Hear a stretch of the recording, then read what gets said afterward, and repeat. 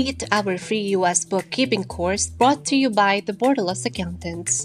We are inviting you to join our community. Live training, reputable tax firms as resource speakers, recorded replayable at higit sa lahat, libre. To join, like and follow our official Facebook page, join our Facebook group for important updates, and fill out our Google form to be included in our mailing list. See you there! Alrighty. Good evening, everybody. How is everybody doing on a Wednesday? Wednesday night. Already mid-week, middle of the week, 2 more days. And it's gonna be the weekend. 5 more days and the business tax returns are, or tax season for business returns is over. But wait, there's more. We still have end of the month for trust returns for the 1041s, then 1015 for the individuals. So yeah, we are still busy. All right, so how about you guys? What keeps you busy? Busy with work, busy job hunting, busy learning from Borderless Accountants, from RUOL, from TBSA, from Bedrock, from BizDoc, and whatever else. Maybe Udemy, maybe YouTube. You have a lot of courses in YouTube. There's Hector Garcia. Who else? I watch Hector. There's another one. If you want to learn, what's his name? I like his contents. Dennis Carlton. So Dennis Carlton has got really good materials on tax strategies. I'll show you guys because we are so, oh, 7 na pala. Right. So my volunteer pa tayo to lead the prayer today. I hope meron. Do we have volunteers? All right, Leah. Leah, I'll call you shortly. Just give me 1 second. Let me just share my screen. Ano lang, segue lang tayo. Sandali. Sino nga ulit yun? Si Dennis Carlton. So if you guys want to learn tax strategies, this guy's good. Carlton Dennis. He's got really good materials. Has anything to do with tax. He's also an enrolled agent. And then another one I would like to share with you, if you like want to polish your English, this one's really good. I follow him personally. I shared with the team last night about this guy. He's really good. Jefferson Fisher. This one is also good to follow. He's got really good contents about conversation or anything like that. So yeah, if you guys are interested in those things, keeps you busy too, or keeps you away, like if you're practicing the Pomodoro technique, you can use those as your 3 minute, 5 minute break, or however many minutes on a break. Just give me 1 second. Let me just set up my mic. All right. Oh shoot. Alrighty. So Leah, you can take over and lead us in prayer. Let's put ourselves in the holy presence of the Lord. Dear Heavenly Father, we thank you for this day and for letting us learn and grow through this bookkeeping training. We're thankful for our mentor, Chris, who guides us with patience and help us understand. Please bless me and my fellow trainees with the ability to pay attention, grasp the material, and work hard to learn all we can. We hope this training will give us useful skills and a sense of purpose, and that our efforts will make you proud. In Jesus' name we pray, amen. And thank you, Leah. Right. So, give me 1 second. Right. How's everybody doing? How are you guys? Are we all good? Good, Chris. Very good, sir. All right. Some people still call me Chris, coach, mentor, whatever. Just call me Chris, okay? I'll be happy to be called Chris. I cringe at the mention of the word mentor. I cringe at the word coach. Cringe, you know what the word means? I don't know. Sa Bisaya, pahilas pa. Hilasan ko. So, I don't know what is there Tagalog word for hilas? But that's the literal translation for cringe. Ayun, sabi ni Right. Maria Ave, kinikilabutan. Kinikilabutan. That's not a good word. Anyways, yeah. All right. Thank you for the word. Kilabot pala. Hey, Ann. I hope you're enjoying Cebu. I'm sorry I was not able to spend time with you.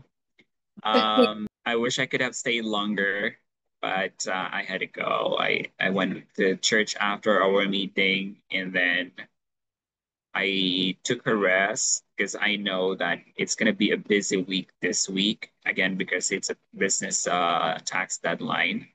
But if you could come back, we can catch up. I'll bring you over to Bohol. We can tour you around. After October 15, we are gonna be.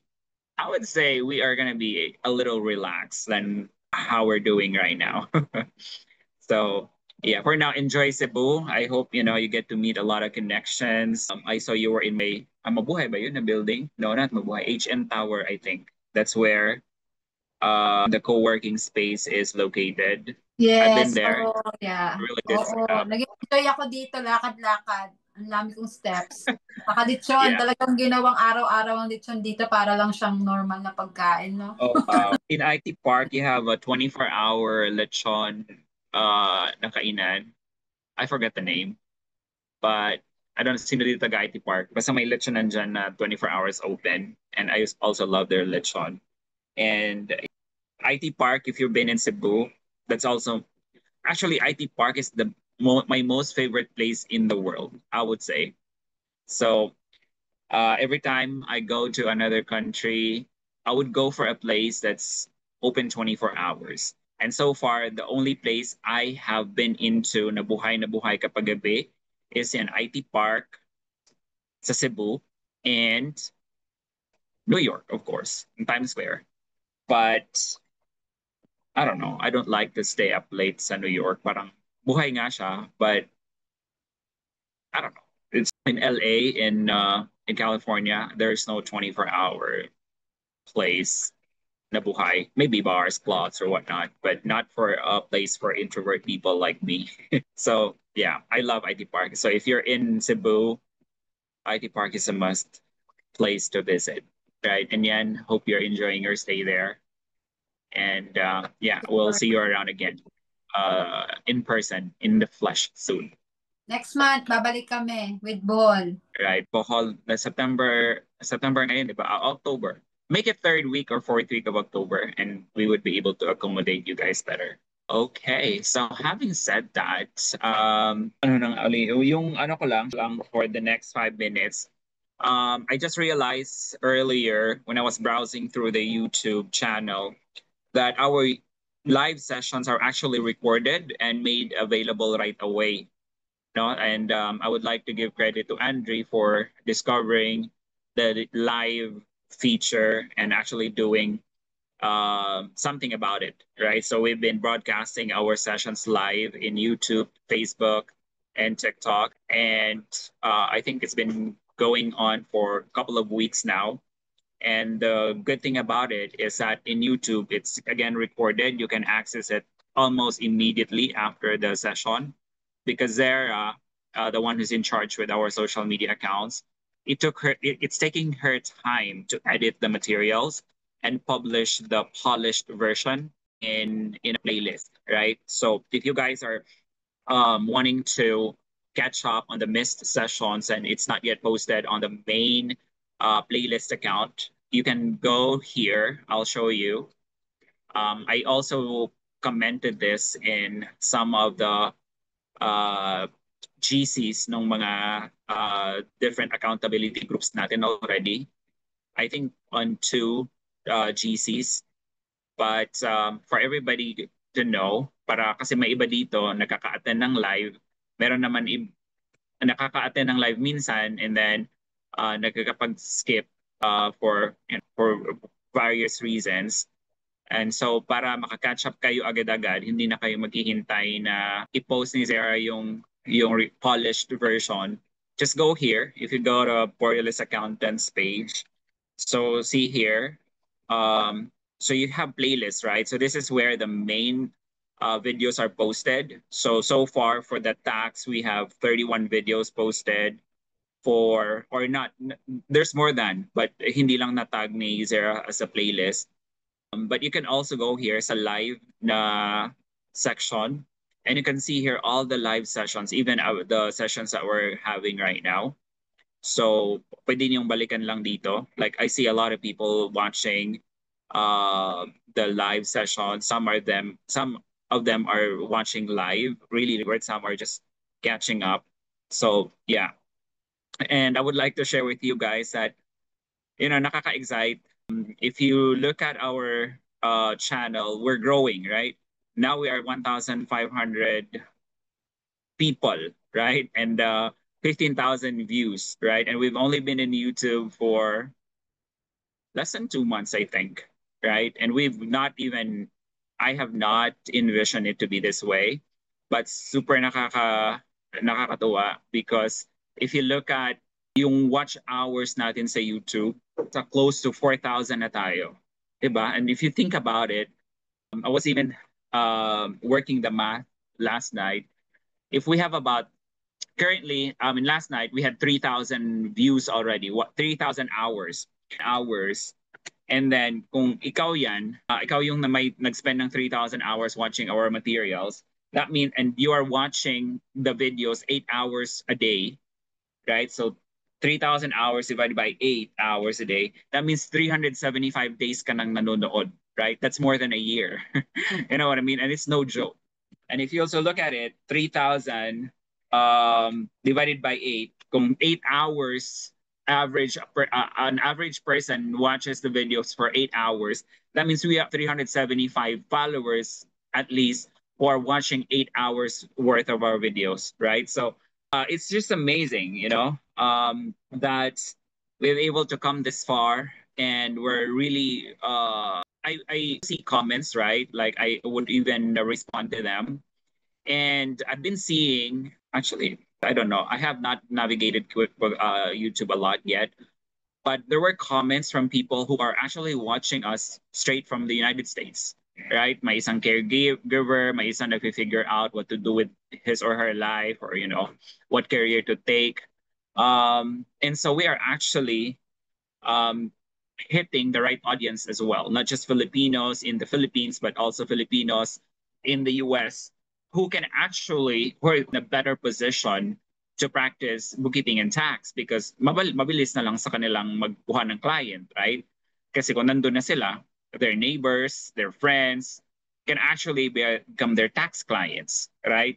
And I'm glad that they've come across our materials because guys, ang mahal kumuha ng tax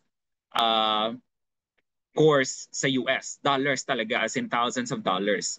And I would also like to take this opportunity to show this to you because I've looked it up online. I know I'm taking a lot of your time already, but AB2 Institute of Accounting, this is a business founded by the owners of TOA Global, right?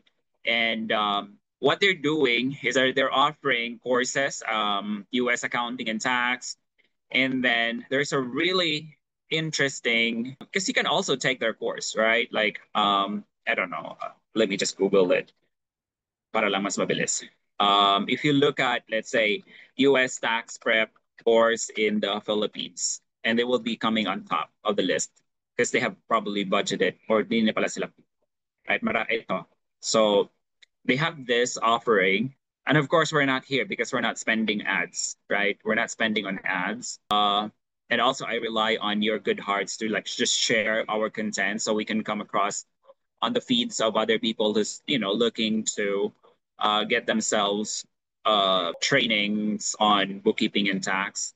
But yeah, there is a lot out there who's offering courses, right? And again, one of those is AB2 Institute. Let's just wait for this to load. I don't know what's going on. It's taking a lot of time to load. Bear with me, okay? I will make a point, I promise. So if you're in, because TOA Global is they're in Cebu. They have big, I'm sure Yan is able to see it, right in front of the entrance of Central Block. That's the building where TOA Global is headquartered. And they have grown massively, as in super massive. They have locations in Pampanga. They have locations in Pasig, and I think they're building one in Davao. At least that's what I heard. I don't know. It's not cooperating, guys. But because I just really wanted to show you how much the course cost, right? So what they have is this accounting course. with the tax. How much this cost? Make a guess. Make a guess. How much AB2 Institute charges for a US tax prep course with a little bit of accounting? Who can guess? $5K, grabe naman yun. 14K, 10K, 50 na 19.5, 25K. I wish naglo-load siya no para ma-confirm natin. But meron dito may isang correct answer. So ang correct answer dito for AB2 hindi naman siya ganong 2K dollars. Sobrang mahal naman 'yan. 40K sobrang mahal naman. Tama yung sagot ni Felina, right? 19,500 for the course, and then once you finish the course, you will get a guaranteed employment interview. No, not employment. What was I talking about? We will have a guaranteed interview slot with them, right? So you can get interviewed, and then if they like you, you set a really good impression, you may be able to get a job, right? And TOA Global is a really good company as well. But they just have a different setup. Because when you work for them, it's like a call center setup. You can't bring your phone with you. You have a specific schedule. There are rules, right? Because you're employed in an office setting, and it could be good for experience, but it's not sustainable, right? If you're someone who wanna be like me, who's borderless in terms of location and time, that may not suit you. But if you want to give it a shot for a year or two, just so you can get the actual experience, then good, you can try that, right? Now it's finally loading. So see, 19,500, right? From 25,000. After that, you get a guaranteed interview. Once you complete all the full United States accounting course and have 12 months of accounting works, kailangan mo palang 12 months experience pa din. Ano ba yan? Hindi ko to nakita. You'll be introduced to a talent solution provider, TOA Global, for potential employment, taking you even closer to an international accounting career at a top United States firm. So this is something that you could also take. But mind you, again, yung tinuturo natin sa tax prep na nasa YouTube, na free as in free, no? That's all you would need to have to learn US accounting, individual, right? That's the best you can find. I can almost certainly say that with confidence, okay? No one is ever going to give you that level of training, right? 75 hours, maybe even more, right? Maybe even more. No way this course matches that. No way, right? I'm confident about that. So I'm just showing this to you because you have an option, right? If you want to get unemployment, you have an experience already, you can pay this amount, pay TOA Global, get an interview with them. And if you're someone who's young, with no commitments at all, you can explore working in an office setting, again, so that you can get the experience, right? And you can get the as well. Kasi iba-iba naman tayo ng approach in how we could learn and how we could also land a potential employer, right? But this is good, right? This is good. But I can tell you again, ours is better and you're getting it for free, right? So imagine this one, 51 episodes. We're not even done here. There's more than 51 episodes in tax prep. And we're talking about actual application in ProConnect and Drake, right? Nobody comes close to what we offer. So yeah, ano bang pinagsasabi ko? So that's AB2 Institute. And there's a lot more, right? Liberty Tax, if you're in the US, they also offer tax prep courses. And those are dollars, right? Those are expensive. But I'm glad that people are discovering our YouTube channel because, again, I can say it with confidence that if sundin mo lang tong mga tutorials natin dito, hindi ka magsisisi, guys. Right? And if you do a really good job, you stand out, hindi mo kailangan ng TOA Global to get employment. You can come to me, ask me if, I have a position for you. I may have one for you, right? I could have one for you, right? That is if magaling ka talaga, right? Because I'm not going to hire just anybody, right? I have Kendall, who I can introduce you to get that employment if magaling ka talaga and you are able to prove that to me. Okay? Yan lang naman yan. But you don't have to pay.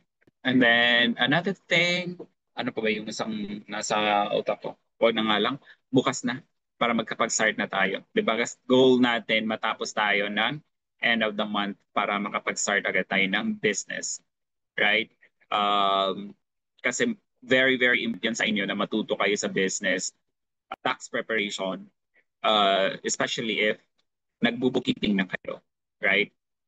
Dito ba si Jessica? Jessica, we haven't met yet. We have not done that video call yet, but I would really love to meet with you to discuss how we can, form. Because I have not also really have a structure on what we can do moving forward. For those who have a bookkeeping client who wants to convert your bookkeeping client to, a tax attest to this, Randy from BizDoc. He just passed his enrolled agent exam already. And then soon enough, he will get that EA certificate from the IRS. But just like me, Randy cannot file a tax return using his own software. Why? Because wala siyang EFIN, right? And he will not be able to get EFIN. I will not be able to get an EFIN because we don't have a social security number, right? Unless we have a social security number, we would not be able to have our own tax software where we can file tax return. So the least thing we can do is we partner with a tax firm owner in the US, just like Cristel, na meron ng EFIN and tax software, and that we can file the tax return from using their software. We can prepare it, we can invoice the client, we can have it reviewed, and then e-file. But then we are going to be using EFIN of a tax practitioner in the US who already has an EFIN. Okay, but that's a topic for another time. I'm just trying to figure out why is it that my screen is okay, because I'm not sharing my screen yet.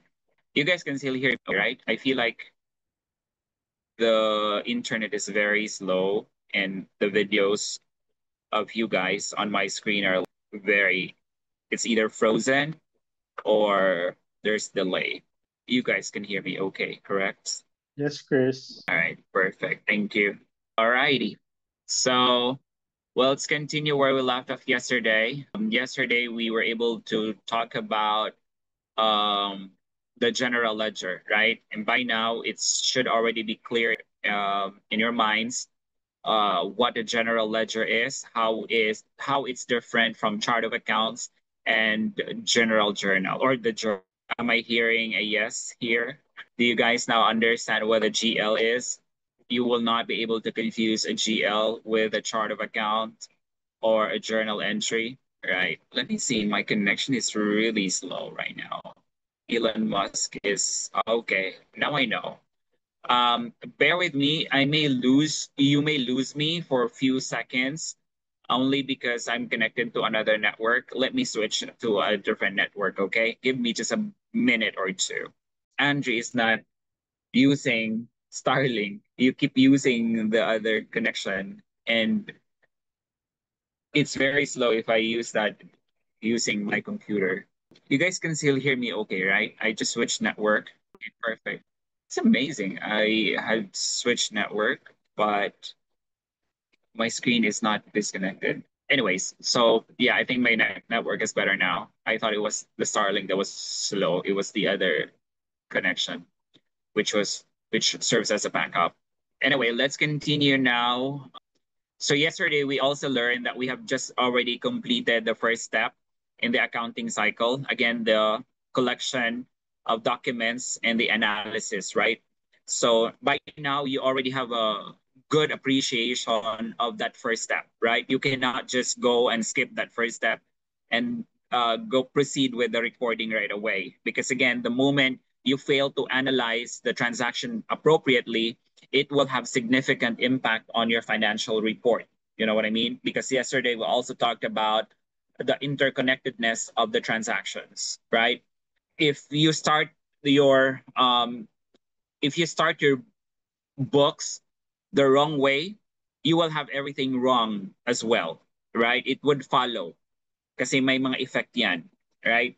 And sometimes when we don't have the right training, we don't have the right competence, we may think that we've done things right because we don't have the ability to self-review our own work, right? But if we have the right training and later on we discovered mistake when we look at the financial statements, then we would know how to correct them, right? Minsan din, we know what the mistake is, and instead of correcting the mistake, we're making the book even messier than how messy it was prior to you discovering the mistake, right? So you mistake, you corrected with another mistake. Again, because you don't have the right training, you don't have the right understanding of how bookkeeping really works. No, yung learning is nasa surface lang, kumbaga. No real understanding of how it really works on the ground, and that could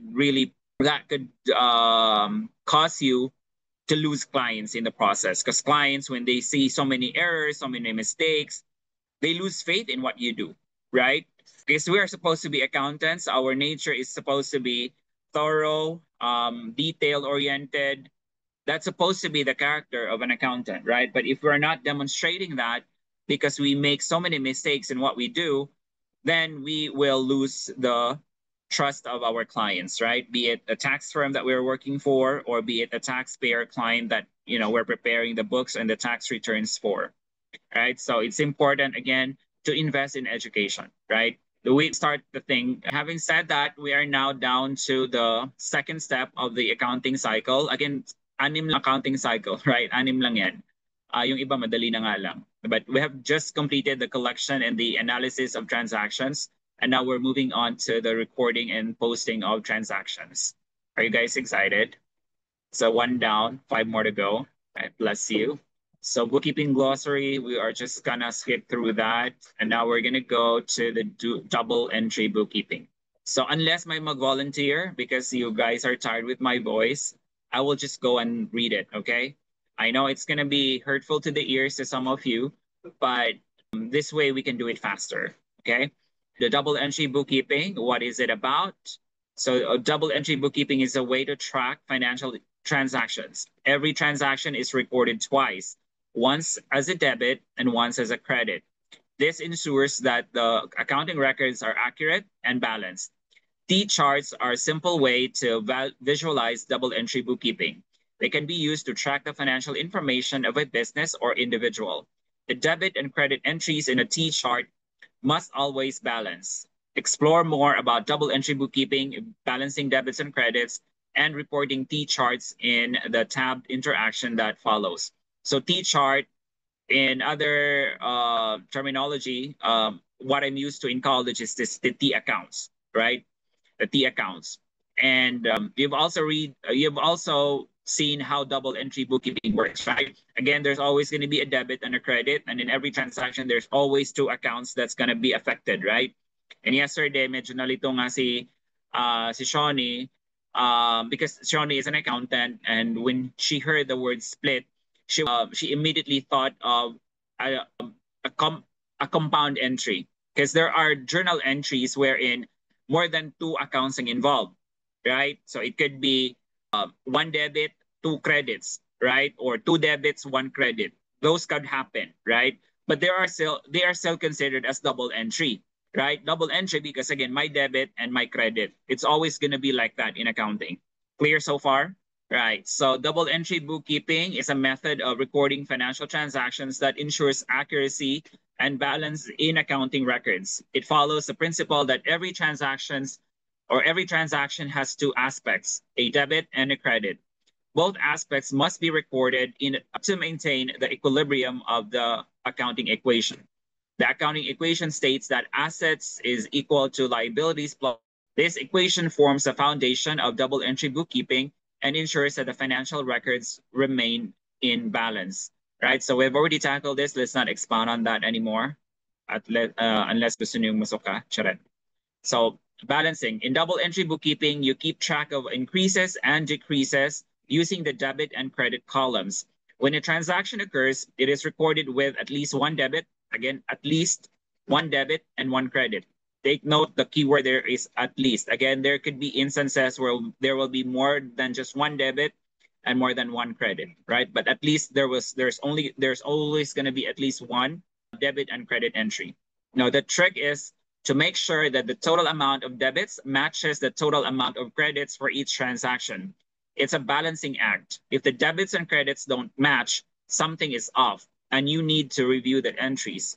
By ensuring balance, you maintain accurate financial records and understand the effect of each transaction on different accounts. So remember, it's all about recording increases and decreases in the right columns and making sure the debits and credits stay in harmony, right? How does that work, right? In our actual or our manual working file, we need to go to the transactions. See, the transactions will always have a debit and will always have a credit, right? The moment you only record a debit, you will cause an imbalance on your accounting equation, right? Will cause an imbalance. For example, let's do a validation here. If this one is equal to, sorry, is equal, no, why is my equal here, then let's say perfect and double entry. Otherwise, you say, please check your entry, right? Or shoot, why is my formula wrong? One moment. Oh God, I don't like my keyboard. Where is my close? Oh my goodness. Okay, there. So perfect and double entry, right? Because we have a credit and a debit, right? Let's highlight that in yellow. Or let's do the other way around. Para lang prominent yung ating validation, right? And let's make that bold. And we'll make it even bigger. Where is my font? I don't know. Here, right? So the moment we make a mistake, right? Like your office supplies is 5,000 debit and your cash in hand, you made a mistake of 4,000, right? Look at what happens. So sabi niya dito, please check your entry, right? Because you're not doing the right thing, right? Yung timbangan mo pa ganon, right? Because you have more debit than your credit. So that's how it works. It has to be in sync. What your amount in your debit should also be the same amount as in your credit. Making sense? This is the double entry. So there's always going to be impact on either the right side or the credit side, the left or the right side of your accounting equation. Making sense so far? Yes po. All right. On the reporting, you will report using a T chart or T account. This organizes your client's financial information in a neat and structured way. Imagine a vertical line in the middle of the page, creating two columns. On the left side, we record the debits, representing increases in assets or expenses. On the right side, we record the credits, which reflect increases in liabilities, equity, or revenues. This format helps us quickly identify and analyze the impact of each entry, making financial reporting precise and organized. So remember, debits on the left and credits on the right as we create our T charts or T accounts. So this is a T accounts. It's called T accounts because it resembles the letter T, right? Hindi naman siya X account or whatever. It's T accounts, right? Debits and credits. And that is why when I also created this recording transaction, you see I put debit intentionally on the left side and credit next to it, right? I could have done credit on the left side, debit on the credit side, but I didn't do that because I am following the T account concept, okay? So debit versus credit. Let's look at the difference between debits and credits. Select the cards to read the other side. So debits. Debit is an increase in assets or liability or expenses, or a decrease in liabilities, owner's equity, or revenue. So a credit is a decrease in assets or expenses, or an increase in liabilities, owner's equity, or revenue. So this is your normal balance, right? So if we put that into context, let's use this here, somewhere down here. So this is debit, and this is, okay, we already have label up there. So let's not be redundant. So these are your account types, right? Asset, or your accounting equation, right? This is asset, this is liabilities, this is equity. And again, equity is further, how do I say that? Income and expenses are implicit in the equity account. So income and then expenses, right? So these are your account types. So every time you debit an asset, you are increasing the asset, right? And every time you credit the asset, it decreases, right? However, liabilities and equity behave the other way around, right? So every time you debit an liability account, it decreases, right? And if you credit it, it actually increases. Or let's say you just make it generic. So debit, this is decrease. And then same, liabilities and equity are the same thing, right? So why is that? Remember again that this is like your T accounts too. This is your asset side, and this is your liability and equity side, right? So the asset is on the right side. The liability and the equity is on the right side. Sorry, this is on the left side, and this is on the right side. You get what I'm saying? Right? So every time that these accounts are debited, they are increasing, right? And every time they're credited, they're decreasing because the normal balance is on the left side. You get what I'm saying? And this is the opposite between liabilities and equity. Kasi nasa credit side siya, right? So they're on the opposite side of the spectrum. You get what I'm saying? So again, asset is behaving this way. Liabilities and equity are behaving the other way around. Now let's further complicate that. Income and expenses, this behave the same way as your liabilities and equity. So let's simply copy that. So income is a credit account as the normal balance, right? So every time you credit an income account, you're increasing it. Every time you debit it, you're decreasing it. Income is the opposite of expense, right? So it also behaves the other way around, right? So expenses follows the normal balance behavior of the asset. So it works that way. So remember that, okay? This is how you understand normal balances, right? This will come into very good use when you start discovering mistakes, right? Because when you start discovering mistake, the first question that should go into your head is that how was this transaction recorded in the books, right? You will then imagine what was the underlying journal entry in the books, right? So that you would know how to correct that mistake. You get what I mean? So you have to go back to how it was journalized or how it was recorded so that you can make the necessary correction. Okay, if it's too much to digest for now, it's okay. I will make it a little lighter as we go along. Okay, but you just have to remember this. These are the normal balances for assets and expenses. And these are the normal balances for the liabilities and equity.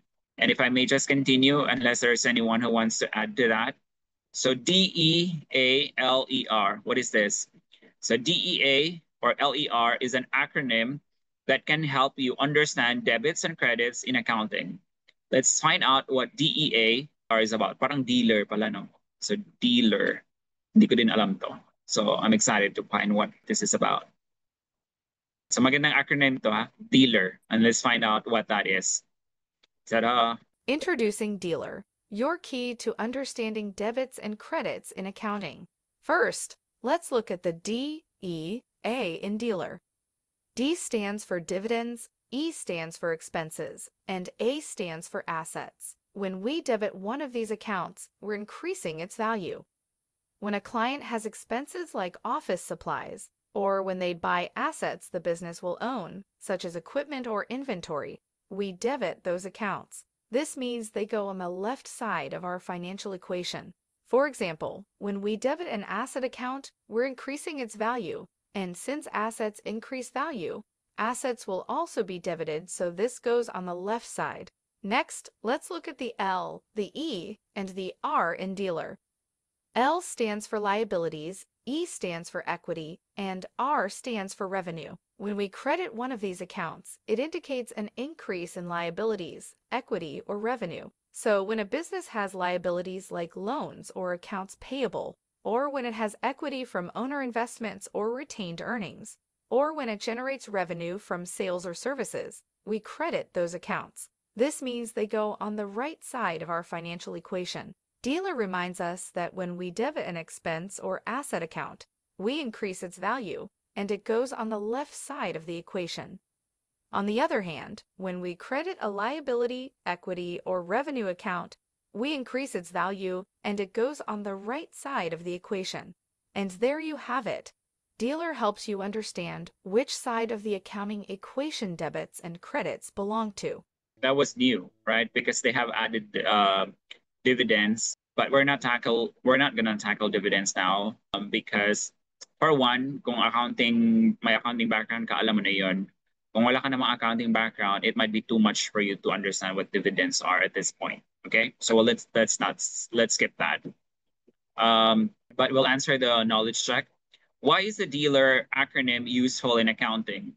All right, tulungan niya ako dito. So why is the dealer acronym useful in accounting? Is it because it helps you understand which side of the accounting equation debits and credits belong to? Or is it because it provides a step-by-step process for recording transactions? Or is it because it ensures accurate calculation of financial ratios? Or finally, that it helps in identifying tax obligations. So parang ito out of topic naman to, right? So no way this could be the answer. Ito din, bakit may financial ratios? Eh, ang aga-aga pa ng ating discussion. So no way this could be the correct answer, right? That's common sense. This one, it provides a step-by-step process for recording transactions. Maybe not necessarily. Or let's look this up. It helps you understand which side of the accounting equation debits and credits belong to.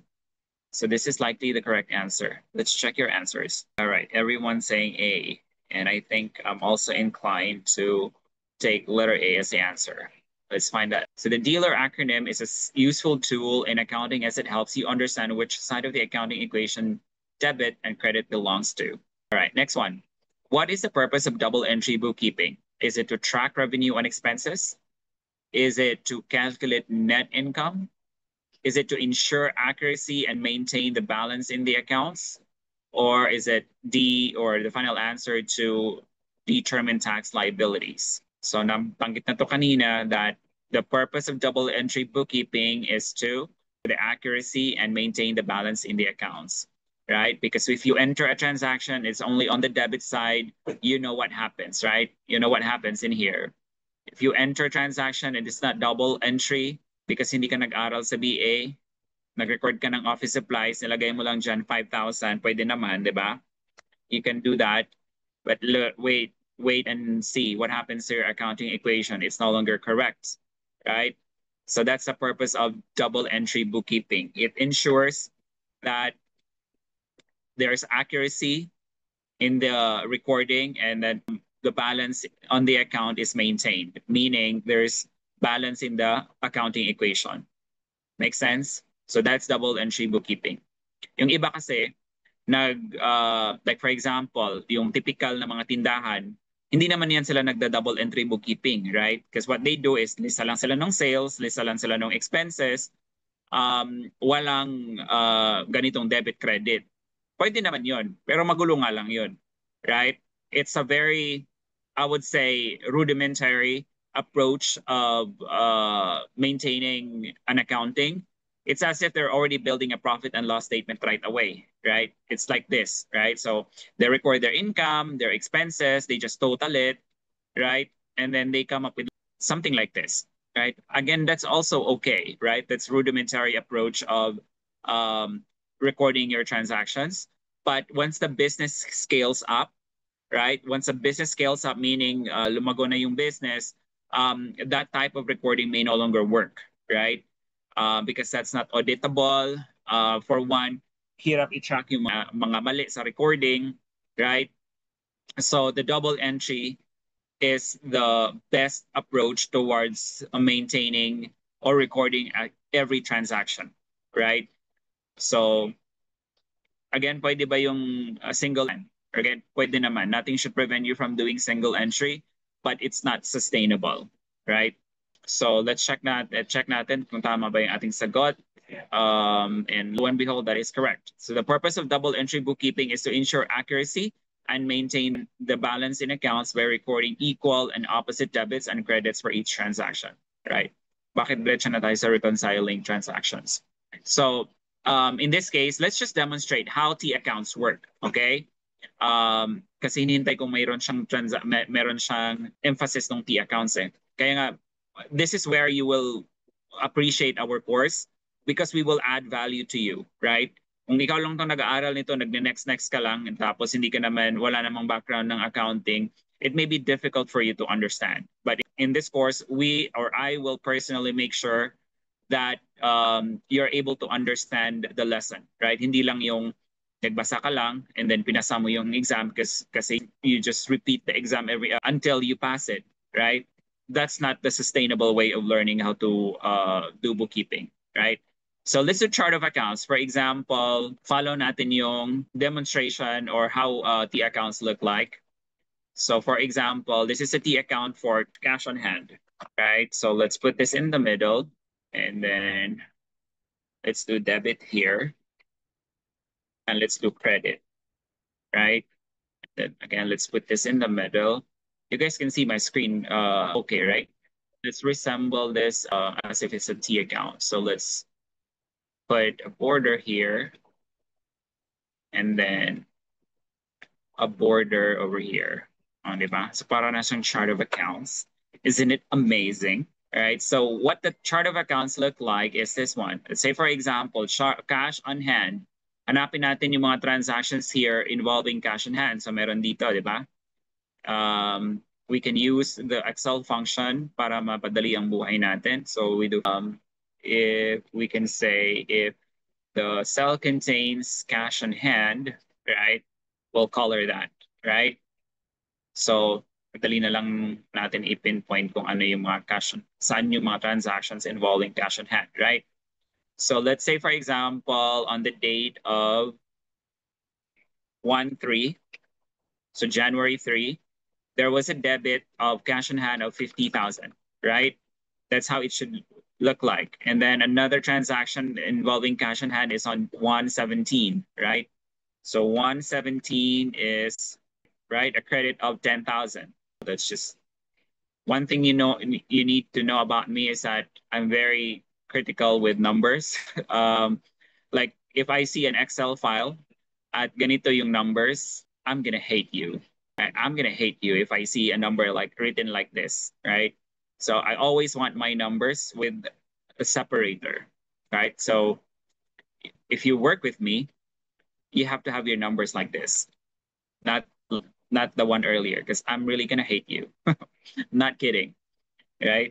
So 118 is 70,000, right? And then what else? 129 is a credit. How much? 8,300. And then another one, 130, 130. you have 3,500 debit, right? And then another one, 130, 10,000, right? And then 130 again, it's 5,000. Credit. Right. So at the end of the month, you total whatever your total debit is, and then you also total your total credits. And again, the normal balance for a cash on hand, which is an asset, is debit, right? So is you do this 123 minus credit, that is your ending balance of your cash, right? So let's see if we are correct. We are not correct, right? Why? Because in our balance sheet, it says 85,200. It should be 85,200. Where have we gone wrong? So 1,350, 10K, 70, 8, 3, 3, 5, 10, and then 5. Where have we gone wrong? There is a 5K on January 30. 5K on January 30 is 5,000. It's a credit, right? And then another 130 cash on hand credit of 10,000. So guys, right? This is an audit. 3583 70. I don't know what's going on here. 5K on January 30. 8,300. After 8,300, may Q24. Tama naman. 2 yung naka 5K sa 130. Tama ba? Okay, this one. May 5,000 Ano ba before yan? 3,500. May 5,000 pa na salaries. Good job, guys. So 130, and we can just do format. This is format painter. right? So you copy that formatting right there so that hindi naman maganda naman tingnan yung ating T accounts, right? So now it's 38,200. So yung balance niya as of 130 is 85,200. This is how your T accounts look like, right? So every time you debit the cash on hand, it increases, right? Every time you credit, it will decrease the balance, right? You get what I'm saying? So that's how it looks like. Let's look for another account. Let's say accounts payable. How many transactions do we have as accounts payable? Parang isa lang, no? 8,000. Isa lang. So kung accounts payable naman, in a chart of account, that would look like this. So let's just copy that one we have above. And then delete lang natin to. Delete the date as well. And then this is your accounts payable. Kunyari. Or ito na lang. Owner's contribution na lang para match natin. Owner's contribution. So kung ang entry na to, January 3, was a debit to cash on hand, there's also a credit, right? Which is the owner's contribution on January 3rd. So January 3rd, on the other side of the equation, you will have a credit to owner's contribution of 50,000, right? That's how it will look like. And if you bring down naman the balance of credit owner's contribution, because yung owner's contribution normal balance niya is credit, when you bring down the balance, it should be this minus this, right? So that's going to be how your ending balance is going to look like. That's how what the accounts would look like, guys. But again, this is just for demonstration para maintindihan nyo how what the T accounts was for in this presentation. Now, question, will you be doing T accounts really in real life? No, you won't, right? And when you use QuickBooks, Xero, whatever tax software your client using, you're not going to be doing T accounts, right? But if you know how the accounts work, because you understand the accounts, then you're in a much better position, right? This is the why behind the why. This is the why behind the how. You get what I'm saying? And if it doesn't make sense to you now, it's okay. It will gonna make sense as you go along, okay? But that's how the T accounts work. Okay, now let's move on to reconciling transactions. So lesson 3 of 10, again, this is estimated to be 50 minutes. So matatapos natin to hopefully before and 9. Reconciling transactions. Why reconcile the transactions? So the purpose of reconciliation is to verify that all transactions have been recorded precisely in the right places and in the right amounts.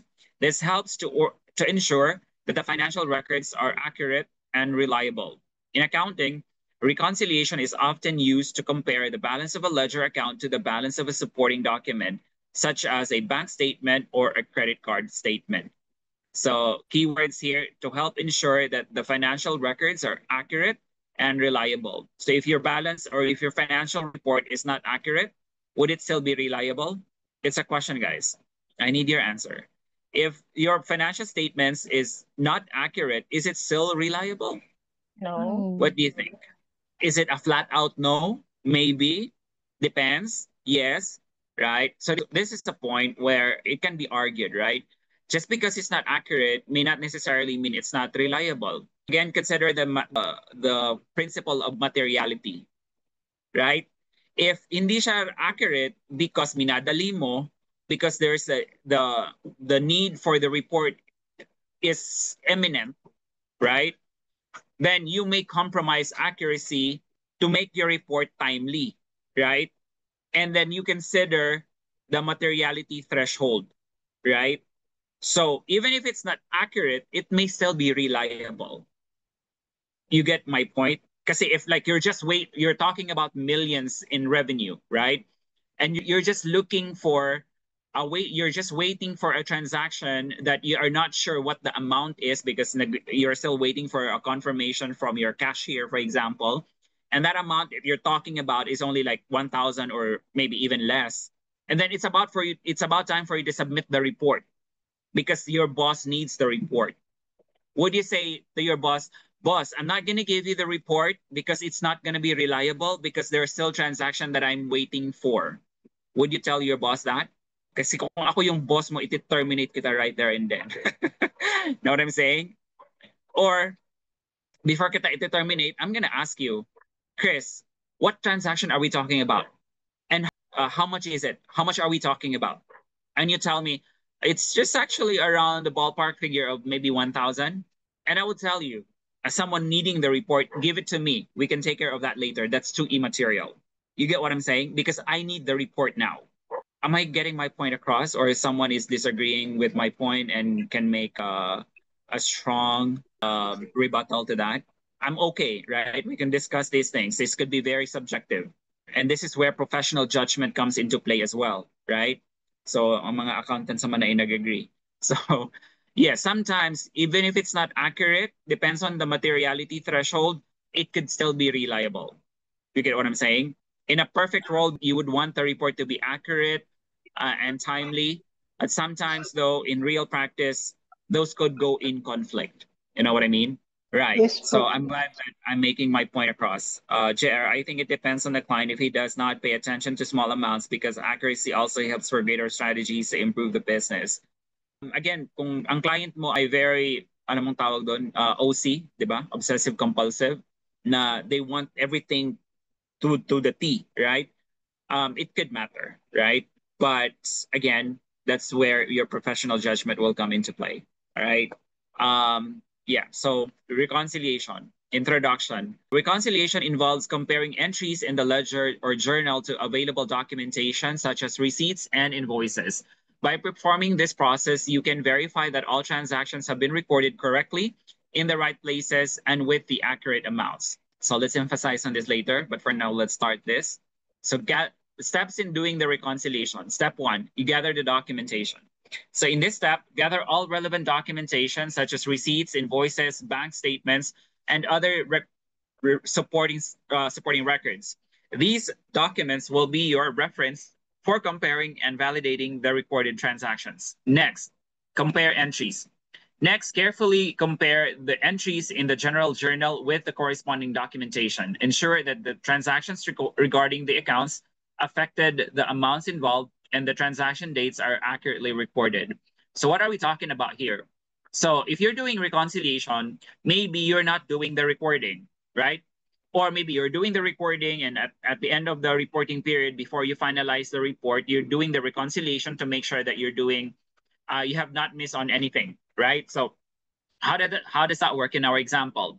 So if we have these transactions at the end of the month, and you just want to be sure how to make sure that everything is recorded properly, you can go through each transaction and the supporting document. So like this one, owner's contribution, where could you find this? It could be in the bank statement, right? Service income, this could be from the invoices, right? Office supplies, this could be from the receipts. So those are various documents that you will need to gather to cross-check if those documents are either recorded in the journal or if your journal is complete, right? Because it could be the other way around, wherein you see you see these transactions, and you have receipts in your hand that were not yet recorded, right? So now you have a completeness issue, right? Because not everything is recorded. You can also find out that some amounts are not recorded properly, right? But looking at the bank statement, you see that the cash distribution from the owner was actually just 50, let's say 45,000, right? Those are what you can find out when you do reconciliation, right? And one example of a reconciliation is bank reconciliation, right? But we'll tackle that for another session. I believe that there is another topic on bank reconciliation, but again, bank recon is just one function where we can do reconciliation. It's not just the bank. It could also be invoices. It could also be accounts payable. It could also be loans. It could also be accounts payable, right? Depends on the nature of the business, right? So, but pinaka popular na term is bank reconciliation, right? Kaya minsan din, ang concept natin when we're doing bookkeeping is that once we reconcile the books in QuickBooks, tapos na yung work natin as bookkeeper. No, it's not. Okay? I'm telling you, no, it's not. Bookkeeping is not tantamount to bank reconciliation. Bank reconciliation is just one facet of bookkeeping. right? But some or so many people, based on my actual experience, would equate bank reconciliation to bookkeeping. And that's a flat out wrong statement. Okay? So bank recon is just a part of the bookkeeping activity. Right. So again, that's example. First, you gather the documents, and then you start to compare the entries. So compare what the document is saying versus what was entered in the books. Next is you check for accuracy, right? Sometimes it's not about the completeness of the transaction. It could also be accuracy. Some amounts may be incorrectly inputted, right? So in this case, for example, akala mo tama ka because yung validation check mo is perfect naman. What if ang mali mo is actually you entered 45,000 instead of 50,000 and you entered it in both accounts, right? If you do it that way, your validation is still perfect, right? But you actually made a mistake by inputting the incorrect amount, right? And how can you validate that this was a mistake? It's in a bank statement. You got what I'm saying? So this is again one way to do self-check. And again, I'll come back to the question of Aya before. The amount we can check, right? But what about the account titles? Because it could be an account title issue, right? You use the incorrect account title, right? So when you look at the transaction in the receipts, in the invoice, in the bank statements, if the transaction does not make sense, then you'll have to correct that. Okay, so that's accuracy. Next is identify discrepancies. So if there's discrepancies or differences are found during the comparison, investigate and identify the reasons for the errors or omissions. Common causes can include data entry errors, missing documents, or incorrect categorization of transactions. This is very common, incorrect categorization of transactions. Again, very, very, very, very common, right? One common on a bank statement, even if in bank statement, that's where usually the sales are recorded from, right? So if there are deposits, that's likely sales. But just because it's a deposit, that doesn't mean it's a sale, right? You may have to look into the description of the transaction because it may not be sales, right? It could be a refund from a customer, right? You get what I'm saying? So it could be a refund from, say, for example, I'll tell you a story. Meron pa naman tayong 15 minutes. In the US, it's very easy to buy something and then return it for no reason. You just simply change your mind. And I can tell you that because I've been doing that in my last time I was in the US. I purchased this really beautiful shoes because I was in a subway. And then kaharap ko, ang ganda ng shoes niya. Chinese na guy na I think he immigrated to the US. So he was sitting right in front of me. And then nakita ko, shit, ang ganda ng shoes. Right? So I discreetly took a photo of the shoes. Yung shoes lang naman. And then I went to the store, right? I checked how much the price is and stuff. Hindi ko muna may binili, right? But then, because wala pa naman akong lakad. And so when I had a lakad already, the day before that, I bought the shoes, right? I bought the shoes. And ang ganda sa picture and stuff. But then, as I was about to leave New York for California, sa US, ang mahal nung baggage nila. Like, we are so lucky, like we're in the Philippines. Alam ko mahal din naman yung baggage natin sa Cebu Pacific, Philippine Airlines. But let's like 100 pesos lang naman. Like if you have a 15 baggage na check-in in Cebu Pacific, I think it's gonna cost you less than $1,000. But sa US, ang mahal na yun. It's like close to 5,000 pesos, right? For a tiny baggage that you will check in. So I don't want to have that problem na kailangan ko mag-check in ng baggage. So I have to unload. I have to travel light. And so what I did before my flight, isinole ko yung shoes. And then sabi nung nasa counter, why are you returning this? I just changed my mind. And then, yeah, tinake niya. And then I got a refund on my, kasi I used my credit card. I get the refund from my credit card, right?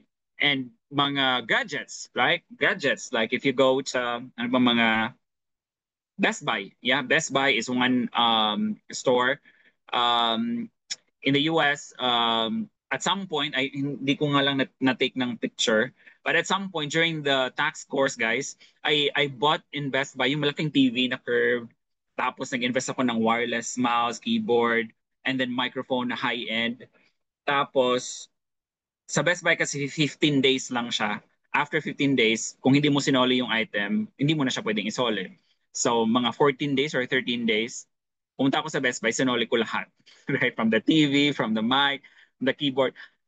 I know it sounds stupid, right? But paano ko naman dadalhin yung TV at yung mga keyboard dito sa Pinas, di ba? So, ano lang, ginamit ko lang yun because it's a privilege, right? Everybody can do that. And everybody's been doing that. Like, for example, jacket. Like, kung malamig, di ba? I experienced that when I went to mga May, medyo maulan pa, tsaka medyo malamig pa.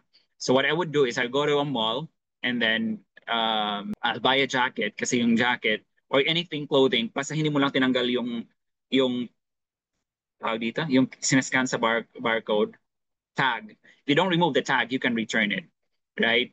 And that's what I've been doing. I would buy a warmer, and then day after, I would return it, right? So that happens. It's common, right? And why am I sharing that with you is because you may see this in the bank transactions of your client, right? Transactions that are coming from Best Buy, coming from ano pa ba pwedeng i-return? Any malls, for example, and you see that it's a debit to the bank, right? And a debit to the bank, and then Best Buy yung nakalagay. It's not sales, for God's sake, right? It's not sales. It's refunds. So how will I demonstrate that in QuickBooks in a manual books? For insert natin to. So for example, on a bank statement, you saw that there was a purchase, let's say January ngayon. So January 29, there was an office equipment that was purchased, right? Let's say, meron ba tayong GOA na office equipment? Computer equipment na lang. Meron office equipment. I'll just copy that. So you recorded this transaction as office equipment, right? Let's say 500. And then this is a transaction that is purchase in cash, right? Purchase in cash. Sorry. Hindi na lang cash kasi cash one statement eh. Meron tayong cash in bank na account. So let's say this was purchased using a debit card, right? Yung bank kasi nakalink sa kanyang debit card. So this transaction was initially recorded as this, right? Now, this is January. Now, let's say before 15 days, sinuli ni client yung equipment, right? So this is, for example, purchase of a monitor from Best Buy. So that's it, right? Now, you saw in the statement, for example, 10 of February, may nakita ka dong transaction sa bank, right? 500 from Best Buy. Now, because hindi ka nag-train sa borderless accountant, nakita mo yung deposit sa cash sa bank, ginawa mo agad lahat sales, 500. No, sorry, cash in bank, 500, and then sales agad yung ginawa mo. You classified it as sales. And then nakalagay dito Best Buy. Kasi, again, hindi ka nag-train. Is this correct? Is that correct, guys? Tingnan niyo yung validation. Sabi niya, please check your end backend. Wait lang. 168, 200, 500. Mayroon tayong account na ginamit na hindi naman service income. Walang sales kasi sa chart of accounts natin. Gawin na lang nating service income to. Again, wala kasing sales sa chart of accounts. So that's why nag-error tayo. But see, perfect na. So in this example, our validation says perfect. But is there something wrong with this transaction? Sorry, hindi na ako nakasunod sa chat. Right, so this is wrong, right? You're actually overstating the income, right? Because this is not an income. And then you are understating the expense. You're understating the expense. Sorry, you're overstating the expense and then you're overstating the income. You get what I'm saying? So hindi siya correct, right? Again, most people make this as a mistake because, again, when they see that there's a deposit in the bank of 500, automatic sales. And right, that should not be the case. You have to know the nature of the transaction. How would you know the nature of the transaction? You will see that as a memo, right? I'll show you that. I'll give you an example of how that looks like in the test drive, right? So because in QBO, this is how we categorize. Wala namang ganito sa QBO eh. Walang ganitong entry sa QBO. Hindi ka nagaganito, right? So let's put that into context using the test drive. Where is the test drive?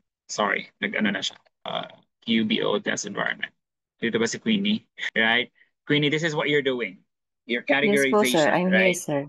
Yes, Okay, sir. good. So you should be able to relate to this.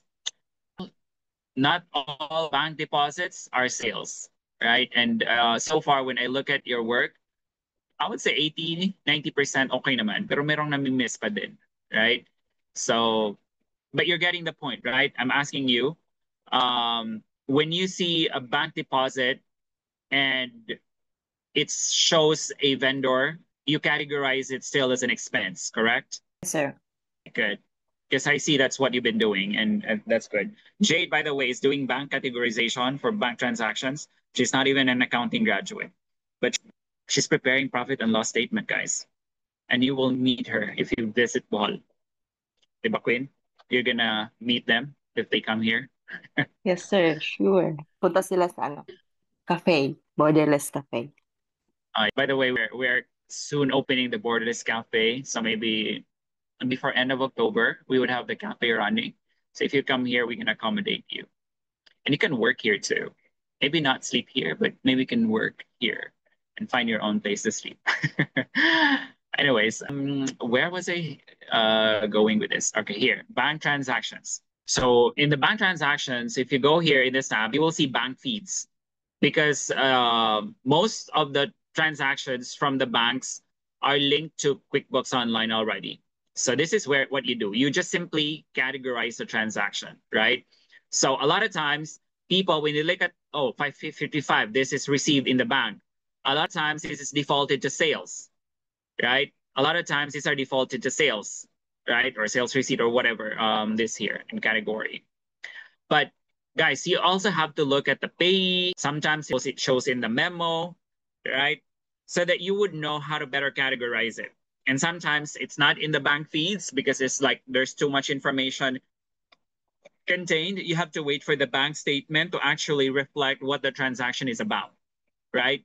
So again, just because it's on the received side of the bank feeds, it's sales. It's not necessarily sales. There could be refunds, okay? And if you make that mistake, again, you're overstating the sales, you're overstating your expenses, right?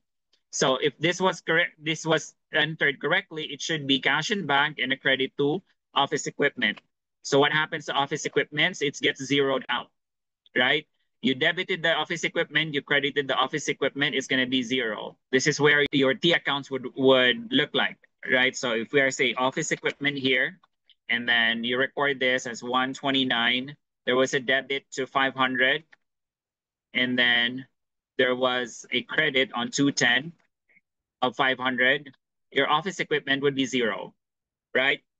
But if you don't make that correction, it would and if you continue to put that as a service income, then your this is not going to be here. So your office equipment always will continue to have a debit balance of 500. This is not correct. You get what I'm saying? So there could be a mistake of miscategorization, and that is very common, and that's the reason why I spend a lot in several minutes to emphasize this, because I've seen this a lot in real practice. Incorrect categorization of transactions, right? Make sense so far? Okay pa naman tayo? Not too much information. So good, right? JB, how do we match if the refund or bank deposits was a partial amount of the original amount purchased from Best Buy? Wouldn't it be difficult to categorize it, right? A good point, JB. There could be partial refunds, partial payments. And in those cases, this is where we need to, bakit ko nakikita ang mukha ni Diskaya Tinker Aquino sa aking monitor? Right. In those cases, and sometimes it's not even obvious on the bank statement, right? That is where we need to park those transactions. You can either park those as uncategorized expense, ask my accountant, categorize it where, let's say, you have to have an account where it becomes your parking account. Anything that you're not sure about how to categorize, you put that into that account. It could be uncategorized expense, uncategorized income, ask my accountant, anything, right? And then what you do, once you have compiled all those accounts, you send the client questions, right? It's through email, or it could be a call. And this is the challenge for most accountants or most bookkeepers. Some business owners are not responsive. right? It would not respond to you no matter how many times you ask, right? So the financials remain incorrect for a very long period of time. Saka na muna yan sila mag-respond sa inyo when the tax season comes in, right? And it may be too late, nakalimutan mo na, or it may be too late, nag-resign ka na sa kanya, iba na yung humawak, right? And that's where a mess is, pag nag-pile up yan, it becomes a mess in the books, right? And a lot of business owners are doing that. That's why, again, we are encouraging virtual assistants to become bookkeepers, because virtual assistants have more relationship and more frequent communication than a bookkeeper, right? So imagine if you are if you're working as an assistant, a virtual assistant to a businessman, and you're also the bookkeeper, you would have the ability to communicate, ask questions with the client, and get a timely response, right? But it doesn't happen all the time because hindi naman lahat ng virtual assistants are trained to become bookkeepers. And again, if you can imagine, that's where your value will come into play, guys. That's where your value will come into play. So if you know virtual assistants out there, invite them to our class. This class will make them more expensive. I'm telling you. So question, Sharina Lynn, Joanne, tama. Make a suspense account. Uncategorized expense, uncategorized income, ask my accountant. Those are suspense account. Thank you, Joanne. Sharina Lynn, what if the transaction doesn't have receipts or invoices from the client or email? Still make a suspense account. And if you don't get an answer from the client from either email or whatever, you don't have a source document, this is where your professional judgment comes into play, right? So you have the bank statement, but you don't clearly know what exactly it is, even if you've already researched or anything like that. This is where your professional judgment comes into play. You get what I'm saying? Professional judgment. So you decide what account to use to categorize that transaction. If it's a bank transaction involving a deposit and you don't know if it's a sale or a refund, use your best judgment. This is where yung principle of prudence, ano nga yung isang term na principality of prudence? Prudence kasi natatanong ko bakit. Diba? We talked about the principle in the first few days of our session, where there is a situation where versus income or expense, you would likely veer towards recording it as an expense so that you don't overstate income. And if there is a potential liability, you recognize liability rather than a contingent income. Conservatism. Thank you very much, guys. A lot of people are paying attention, or itong mga to ay mga seasoned accountants na din. So conservatism. So in our professional judgment, we use conservatism as well. If you're confused what to categorize it, if you realize it's going to bloat the income and you're not sure about it, refrain from doing it, right? So just, treat it as an expense or maybe a liability. And as you go along, when things get clearer, you may be able to find the answer as well as you go along. If not, then raise that with the tax accountant. Come the tax season, the tax accountant will make his best judgment on that as well. Okay? Or we can put a memo on the. Can we put a memo for the? Yes, of course, you can do that. Good question, Aya. You can put a memo on the QuickBooks account. So I'll show you. So if you record a transaction, you're not sure, like for example, this is an uncategorized income, just put a memo here, right? We'll inquire with owner about this transaction, marking it to uncategorized income for now. You can do that, and they can just transaction so that you get reminded what that is about, right? Or put anything that would help you get a recollection about that particular transaction. You know what I'm saying? So yeah, excellent input, guys. Excellent questions. I love it. Now, so that's identifying discrepancies. Next is making adjustments. So in this step, make any necessary adjustments to rectify the identified discrepancies. This may involve correcting errors, adding in missing entries, or reallocating transactions to the correct accounts. So sometimes this is again where an accountant's account knowledge in accounting will come into play, especially if yung books ay hindi gaya ng QuickBooks where you can make the changes right in QuickBooks, right? Sometimes the correction may need a journal entry, right? And if you're not knowledgeable about how to correct the wrong entry, then again, this is where I will come back to my earlier statement na mas pinagulo mo yung magulo ng situation, right? So the beauty of accounting is that if you make a mistake and you know how to correct that mistake, you can always correct that mistake, right? So there's always a way to correct a mistake. Ang problem lang, minsan, hindi natin alam nagkamali pala tayo, right? It happens to me too. It happened to me too multiple times. Is it possible to purchase an item through credit card, but the price of the item exceeds the card limit? I don't know.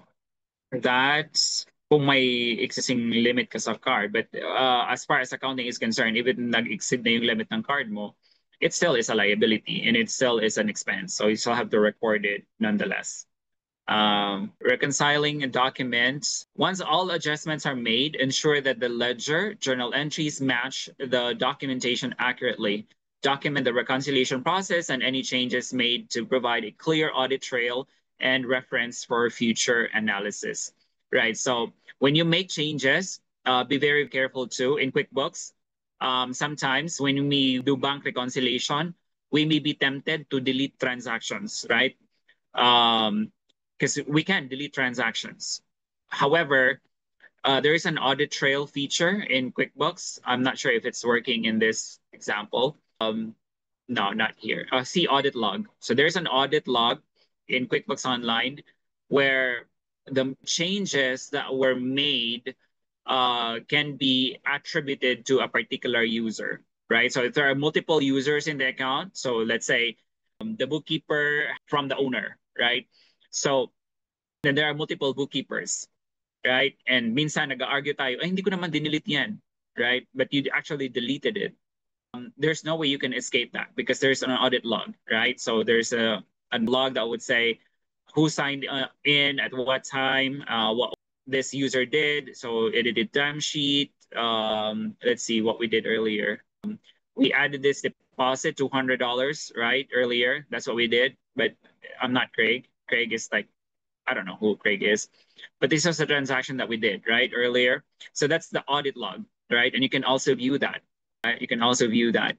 But the point here is that when you make changes, you have to document that because in some situation, you may be working with multiple bookkeepers, right? Pag malaki na yung account. Or you can even be inquired from by the owner. So yeah, documentation is also a very good practice when you're doing books. Right, so my specific items now for T accounts. So effects of accounts on actions. So ito na, nag-focus pala siya debit sa T accounts. So T accounts are a visual representation used in accounting to illustrate the flow of debits and credits. They consist of two sides. The left side represents debits and the right side represents credits, providing a clear picture of how transactions affect different accounts. Total debits and total credits for a transaction have to be balanced. Right, so let's try it out. What follows are transactions from Lou's paving business. Meron tayong dalawang Lou dito sa Borderless Accountant. Isang Lou na sa Qatar, yung isang Lou na meet ko sa Cebu. Wala lang, nirelate ko lang. So what follows are transaction from Lou's paving business. To assign debits and credits for each transaction, grab a piece of paper and use the T account method as a helpful tool. So kung meron kayong paper and pen, please grab that. We're going to be doing some exercises. In the following activities, use the drop-down menus to select the appropriate amounts. When you are finished, select Submit. So transaction number 1, invoice payment.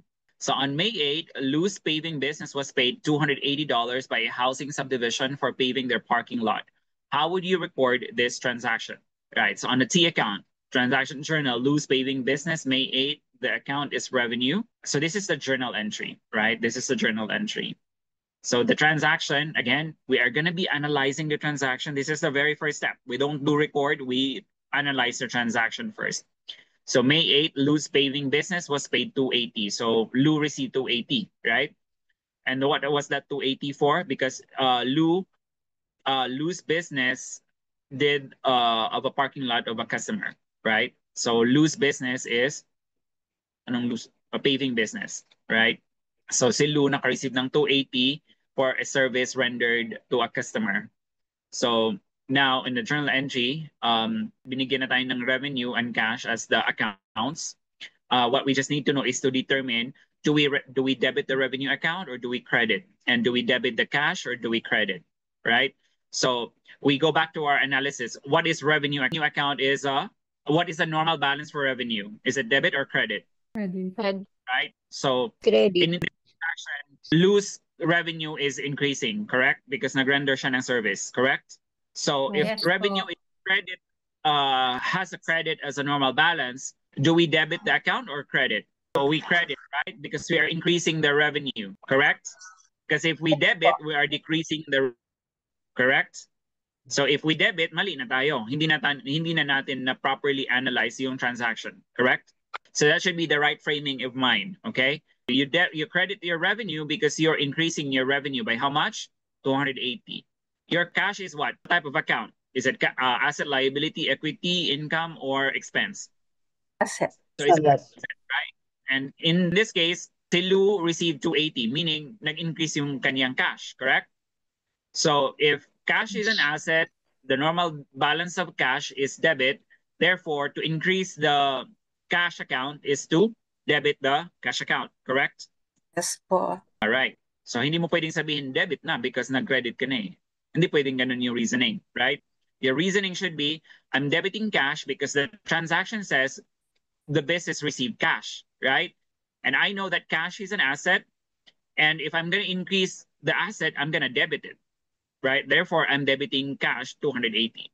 That should be your framing of mind. Hindi pwedeng mag-guess ka lang, right? Because if you don't frame it that way, you're not able to analyze the transaction properly. You get what I'm saying? Yes. And then you submit. And let's find out. And mali pala tayo, no? Voila. And of course, the internet is not cooperating. I don't know why. Or hindi siya pwedeng masubmit. I don't know why. So debit should be NA. NA. Kailangan ng NA NA. din. Kailangan ng NA. So that's correct. Let's move along. Transaction 2, truck purchase. So again, truck purchase. Kung truck is an asset and it's a purchase, so magi-increase dapat yung truck. Now your question is, paano pinurchase yung? Is it cash or account, right? So that's how you start to analyze the transaction. So you read further what the transaction is about. On July 10, Lou's Paving business purchased a new truck for the business. Lou paid 2,000 cash deposit and obtained a loan for the remaining 30,000. How would you record this transaction? Right. So earlier I told you there is a simple transaction and there's compound transaction. This is one of those examples, compound. Right? This is what was in Asunction's mind yesterday when we talked about split. She was referring to compound entry like this, where there's multiple accounts involved in the transaction. It's more than just two, okay? This is compound. Why? While Lou purchased a truck, the way she purchased the truck was that she made a down payment of 2,000 and then the remaining was a loan. 30,000. So therefore, the truck was worth 32,000. Correct? Yes. Does it necessarily follow that the truck is saying 32,000? Yes, Right. po. So now, in your chart of accounts, hindi naman pwedeng mag-truck ka, right? The truck has to be specified accordingly. And that truck in the chart of accounts is property, plant, and equipment. You get what I'm saying? So that's how it's defined in the chart of accounts. So truck is an asset, or property, plant, equipment is an asset. We know that it's a purchase, so therefore the asset is increasing, right? The asset is increasing, therefore we're going to be debiting it, correct? So the question is how much? How much do we credit or debit the truck for? It's 32,000. Again, because there's a 2,000 down payment and 30,000 loan. So credit natin is NA. Now cash is an asset, right? Again, the normal balance for cash is debit. Right, but in this case, Lou made a cash deposit, and where did Lou make this deposit? Obviously, to the dealer of the truck, right? You get what I'm saying? So it was delivered it was deposited to the account of the truck dealer. In this case, nag-increase ba yung cash ni Lou or nag-decrease? What's your answer? Decrease po. Decrease. Kasi nga, nagbayad siya, right? Now, if we decrease the asset account whose normal balance is debit, what do? We credit, correct? Kasi nga binawasan natin yung. So therefore, we credit the account by how much? Is it 2,000 or NA? 2,000, right? Kasi yun lang naman yung 2,000. dineposit niya, right? And then cash, in the debit side, we put that NA, and hindi pa tayo tapos. Kasi nga, ang remaining balance ng truck ay inutang ni Lou, right? So, utang is loans payable, right? Loans payable is a liability account. Anong normal balance ng liability? Credit, correct? And every time you credit a liability account, you are increasing the account, correct? Yes. Right? So therefore, we are going to be crediting the 30,000 and then debiting the NA, right? Is this a correct transaction? Yes, correct. This is a classic example of a compound entry. You have one debit and two credits. There's a compound entry. It happens, and it's normal. So let's submit, and that's correct. All right. Last transaction, hopefully, para akala ko matatapos tayo ng hindi pa lang. Parang hindi ata. 15 minutes na lang. Ang dami ko kasing kwento, no? Parang hindi na ako magkwento dapat. Anyway, transaction journal. Lou's Paving Business, August 23. Ano ba ito? So asset naman. On August 23rd, Lou's Paving Business purchased a new handheld compactor. Ano ba yung compactor? I don't know what that is. Handheld compactor. Lou paid $2,599 in cash for this piece of equipment. How would you record this transaction? Right. So simple transaction lang. Isang debit, isang credit. So you analyze. What did she purchase? A compactor. What is a compactor? It's a property, plant, and equipment. So that's what she gets, right? Therefore, it should increase, right? Because that's what she's getting. Therefore, you're going to debit the property, plant, and equipment account. Correct? Are you guys able to follow? So you debit that amount. Yes. And in this case, she purchased the equipment in cash. So nabawasan yung cash ni Lou by that amount, $2,599, right? So you're not gonna debit your cash, correct? Kasi kapag dinebit mo yan, mag-i-increase yung cash. And hindi rin naman siya pwede kasi debit ng credit, right? So in this case, you are crediting the cash because the cash is decreasing, right? Kasi pinambayad mo siya ng equipment. So puro asset account, remember? These are puro asset account. Property, plant, and equipment is an asset. Cash is also an asset. But they were recorded differently. One is a debit and one is a credit. Bakit? PPE is increasing whereas cash is decreasing. So in your accounting equation, yung left side lang yung may effect, right? But they're offsetting. May nabawasan yung cash ng 2,599, nag-increase naman ng 2,599 yung asset, right? So zero lang yung effect. You get what I'm saying? It's called offsetting. Nag-offset lang yung impact ng transaction sa overall asset account. Are you able to follow me so far? Let's hit submit, and that is correct. Making sense so far? How the transactions are recorded, how the normal balances are used in terms of your analysis in recording the transaction? Right. Question ni Emma. Sorry ha, guys, if may mga question akong nami-miss out kasi I'm not looking at the chat. Emma, once an account is already been used in recording transactions and it was already been posted, can we no longer delete the entry? I don't know if it's the same with QBO. So if the account is already used in a transaction and it was, and we can no longer delete the entry, in QBO, you can always delete an entry, right? Unless the books is closed, right? So if the books is not yet closed, you can delete the entry, or you may not need to delete the entry if it's not really duplicate, because you will only delete if it's duplicate. But if it's not duplicate, why you want to delete the entry is because it was an incorrect entry. You can just correct it. You can correct the amount if the amount was entered incorrectly. You can change the account in the drop down if it was incorrect categorization. You don't need to delete. You will only delete if, again, it was a duplicate transaction, right? And the answer to Emma's question is that if it's it can no longer be deleted, you may not be able to delete it because the accounts is already, the book is already closed. But if you're the bookkeeper, you have the ability to reopen the books. Pwede naman yun, right? Or if it's already closed, meaning the period in question is already over, meaning 2024, tapos nag-crossover na to 2025, you don't want to correct the mistake in 2024, then you can always make an adjusting journal entry in 2025. You get what I'm saying? But generally, in QuickBooks, Emma, you can delete the transaction or you can edit the transaction to correct if it was a mistake. I hope that made sense and I was able to answer your question.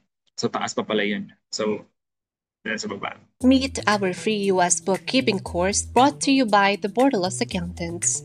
We are inviting you to join our community. live training, reputable tax firms as resource speakers, recorded, replayable at higit sa lahat, libre. To join, like and follow our official Facebook page, join our Facebook group for important updates, and fill out our Google form to be included in our mailing list. See you there!